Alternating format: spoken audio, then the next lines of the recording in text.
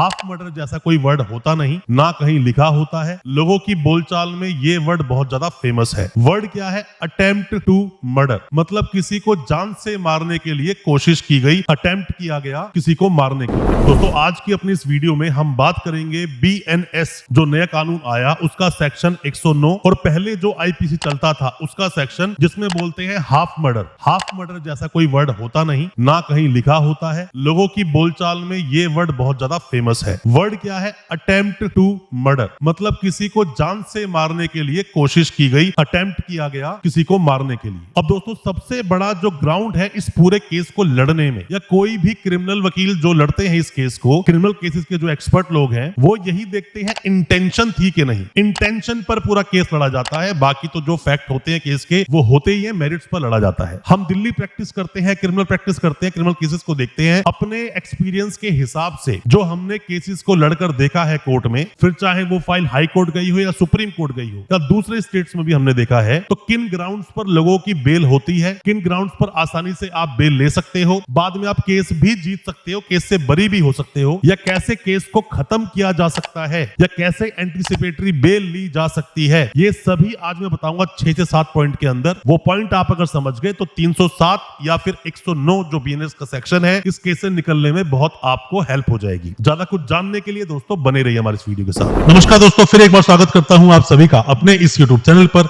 जिसका नाम है बेल लॉज। मेरा नाम है वीरेंद्र वर्मा। दोस्तों पहले भी हमने कई सारी वीडियोस बनाई थी, 307 पर, 302 पर, मर्डर के ऊपर भी, 326 पर भी वीडियोस बनाई थी। अब कोई भी आपका मामला है दोस्तों, मामला चाहे नॉर्मल सा आपका मामला हो, उसमें भी अगर मेन मुद्दा केस का आप पकड़ लो तो मेरा मानना है सजा तो होगी नहीं और बेल भी बहुत जल्दी हो जाएगी, केस को खत्म भी करा सकते हो। कौन कौन से मुद्दे हैं? सबसे पहला दोस्तों मुद्दा आपको बताना चाहूंगा कि आप जब भी कभी 109 के केस में आप कभी अगर फंस जाते हो तो आपको सबसे पहले ये चैलेंज करना चाहिए कि 109 का तो केस बनता ही नहीं, मतलब अटेम्प्ट टू मर्डर का तो केस ही नहीं बनता। भाई अटेम्प्ट टू मर्डर बोलता है किसी की इंटेंशन को, नॉलेज को, कि अगर मैं किसी को वो चीज मारूंगा तो सामने वाला मर सकता है। अब मान लीजिए कोई पत्थर था आपके हाथ में, पत्थर आपने फेंक के सामने वाले को मारा और पत्थर बड़ा छोटा सा पत्थर था वो, तो छोटे पत्थर से कोई इंसान मरेगा नहीं, है ना। तो यहाँ पर इंटेंशन मारने की नहीं है, किसी को आपने मारा, वो 323 तो मैं समझ सकता हूँ कि किसी को आपने मारा, बट किसी के ऐसी सीरियस चोट लग गई कि पत्थर से बचने के चक्कर में वो गिरा और गिरते कुल्हाड़ी नीचे रखी थी, कुल्हाड़ी से उसका सर फट गया। तो सर फट गया तो कुल्हाड़ी लगने से मर सकता था, पर वो कुल्हाड़ी आपने थोड़ी मारी है। तो आपको जब केस आप लड़ते हो या आपके वकील साहब जब केस लड़ते हैं तो सबसे पहले 307 IPC या फिर 109 BNS के अंदर इंटेंशन देखी जाती है, इंटेंशन और नॉलेज। अगर सामने वाले की इंटेंशन किसी को जान से मारने की है तो ये केस बनेगा। अगर नॉलेज भी है कि वो इंसान ऐसे करने से मर सकता है, आपको इंसान ये बोलेगा कि सर मैंने गोली मारी पर गोली तो उसको लगी नहीं, गोली साइड में जाके लगी थी। अरे भाई गोली लगना ही जरूरी नहीं है, आपने अटेम्प्ट किया था और गोली लगती तो बंदा मर जाता। आपके हाथ में एक बड़ा एक मोटा सा चाकू है, मान लो एक बड़ा चाकू आपने फेंक के मारा सामने वाले को, उसके नहीं लगा या फिर छूकर निकल गया, अगर उसको लग जाता तो इंसान मर नहीं सकता था क्या? तो ऐसे में भी मामले 109 और 307 IPC के तहत बुक कर दिए जाते हैं। इन चीजों को आप ध्यान रखें। और दोस्तों सजा का प्रावधान मैंने कई बार वीडियोस बनाई है, पुरानी मेरी वीडियोस को जाकर देख लेना, पूरी डिटेल में जानकारी आपको मिल जाएगी। कैसे मामले चलते हैं, सजा कितनी होती है, कम से कम 10 साल तो होती है और 10 साल से आगे बढ़ाकर उम्र कैद भी हो सकती है। इसी में फांसी का प्रावधान भी है। फांसी का प्रावधान कब होगा उस पर वीडियो अवेलेबल है, उस वीडियो को आप देख लेना, बहुत इजीली आपको पूरी जानकारी मिल जाएगी। बट इन मामलों में अटेम्प्ट की बात आती है, अटेम्प्ट हुआ किसी को जान से मारने का, ये बात मेन देखी जाती है कोर्ट में। इस पर आपके वकील साहब अगर केस को ढंग से लड़े तो शुरू में ही केस को खत्म भी कराया जा सकता है, या फिर केस के अंदर से इस 109 या 307 IPC को हटवाया जा सकता है। दोस्तों वीडियो को आगे बढ़ाने से पहले मैं आपको बताना चाहूंगा कि आप में से कोई भी नए वकील साहब हैं, कोई भी लॉ स्टूडेंट हैं, कोई भी कानून की अभी जानकारी ले रहा है, आप पर कोई केस हुआ है या आपने किसी पर कोई केस किया है, कुछ भी सजेशन चाहते हैं, कोई भी जानकारी चाहते हैं, दिए गए नंबर पे व्हाट्सएप करें, हम आपको रिप्लाई जरूर करेंगे। हो सकता है हमारे रिप्लाई से आपकी कोई मदद हो सके, क्योंकि दोस्तों हम वो सब आपको बता रहे हैं जो प्रैक्टिकली हमारा एक्सपीरियंस है, चाहे वो ट्रायल कोर्ट हो, हाई कोर्ट हो या सुप्रीम कोर्ट में किस तरह से केसेस को फाइट किया जाता है, प्रैक्टिकली क्या होता है, उसके बारे में दोस्तों हम बात कर रहे हैं। अब आते हैं वीडियो पर वापस। अब बात करते हैं दूसरे पॉइंट की जो बहुत जरूरी है। दोस्तों जरूरी नहीं है कि मामला आपके ऊपर हो गया 307 या 109 BNS का तो आप अब जेल ही जाओगे, ये जरूरी नहीं है। जैसा मैंने आपको बताया, इंटेंशन और नॉलेज, अगर आपके वकील साहब इसमें कामयाब हो पाए कोर्ट को समझाने में कि मेरी इंटेंशन उस इंसान को मारने की नहीं थी, गलती से उसको चोट लग गई, या फिर मुझे नॉलेज ही नहीं थी कि सामने वाला ऐसी चीज करने से बंदे की चोट लग सकती है, बंदे के मतलब की जान भी जा सकती है, ये मामला अगर ढंग से समझा पाए आपके वकील साहब कोर्ट में, तो आप सेशन कोर्ट से ही एंटीसिपेटरी बेल ले लोगे, या हाई कोर्ट से आपको बेल मिल जाएगी। वहां से नहीं मिली, सुप्रीम कोर्ट जाओ, वहां से आपको बेल मिल जाएगी। पर ये देखना पड़ता है कि सामने वाले को चोट कैसे लगी। हमारा जो पर्सनल एक्सपीरियंस है अलग अलग स्टेट्स में केस जाकर लड़ने का, हमने ये देखा है कि जो मामले होते हैं, जो दोस्तों गांव देहात के मामले होते हैं, कस्बे के मामले होते हैं, वहां पर 307 के 109 के बहुत सारे केसेस दर्ज होते हैं वहां पर, और यही केस ज्यादातर देखे जाते हैं। और इसमें कभी किसी ने चापड़ किसी को मार दिया, किसी ने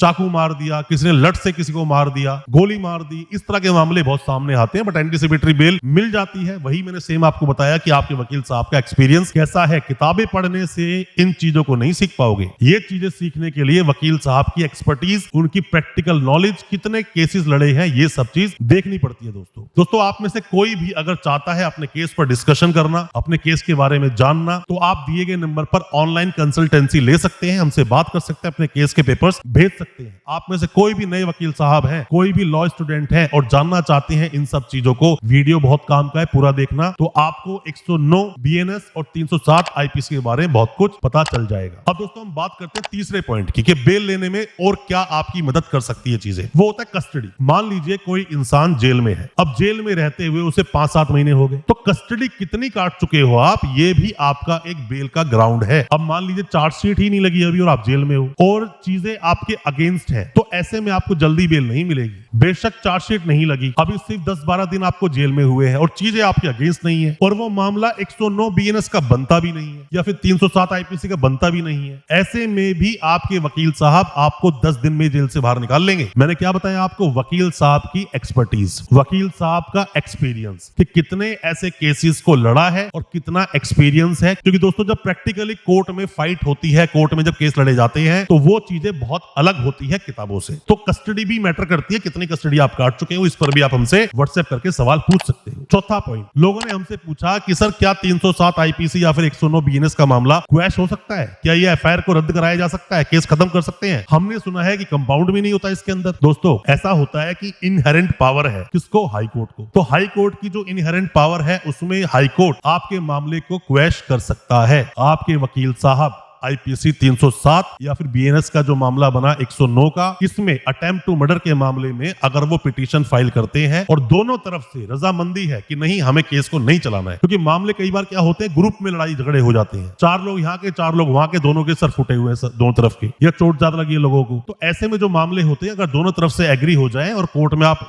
पिटीशन लगाते हो, तो ऐसे में आपका केस क्वैश हो सकता है। या फिर अगर हाई कोर्ट ने नहीं किया, सुप्रीम कोर्ट चले जाओ, तो केस को आप क्वैश करा सकते हो, इसमें कोई ऐसी दिक्कत नहीं है। आपने जो किताब में, मैंने क्या बोला अभी, कि किताब में जो चीजें लिखी है, प्रैक्टिकली कोर्ट में काफी कुछ बदला होता है। मैं वो बता रहा हूं जो हमने आज तक किया है, जो पर्सनली कोर्ट में खड़े होकर हमने एक्सपीरियंस लिया है। दिल्ली में प्रैक्टिस करते हैं तो दिल्ली के हाई कोर्ट में या सुप्रीम कोर्ट में जब हम जाते हैं केस को लेकर, तो वहां पर ये सब होता है, आप क्वेश्चन करा सकते हो। 5वां हमारे पास सवाल दोस्तों ये आया था कि हम जो बेल लेंगे, जो बेल हम करवाएंगे इसमें एंटीसिपेटरी बेल या रेगुलर बेल, तो बेल कहां से होगी। दोस्तों सबसे पहली बात, आपने एंटीसिपेटरी बेल सेशन कोर्ट में लगाई, मान लो आपकी बेल नहीं हुई। सेशन कोर्ट अक्सर इन मामलों में बेल नहीं देता है। आप गए हाई कोर्ट, हाई कोर्ट से बेल नहीं हुई, तो सुप्रीम कोर्ट जाओ, डरने की जरूरत नहीं है इसके अंदर। आप सुप्रीम कोर्ट गए और बेल नहीं हुई, तो ये मत सोचना अब तो बस मैं जेल ही जाऊंगा, अब तो कुछ बदल ही नहीं सकता। कंपाउंड भी हो सकता है, अगर दोनों पार्टी रेडी है और चाहते हैं कि नहीं मुझे कुछ एक्शन करना ही नहीं इसके ऊपर, तो दोबारा से बेल का ग्राउंड बन जाएगा, दोबारा सेशन कोर्ट में चले जाओ। या मामले में कुछ बदलाव आ गया, ऐसा कोई प्रूफ आपके पास आ गया कि मैंने तो मारा ही नहीं था, उस इंसान ने मारा था, उसको लगा के दोबारा बेल लगा लो, तो आप session court, high court, supreme court बार बार जा सकते हो। जब जब ग्राउंड बदलेगा, जब जब सर्कमस्टेंसेस बदलेंगे, आप जा सकते हो। मान लीजिए चार्जशीट लगने से पहले, मान लीजिए इंसान कोई जेल में है, चार्जशीट लगने से पहले आपने सेशन कोर्ट बेल लगाई, फिर आप हाई कोर्ट गए, सुप्रीम कोर्ट गए और बेल आपकी नहीं हुई। तो दोस्तों आपने जो बेल लगाई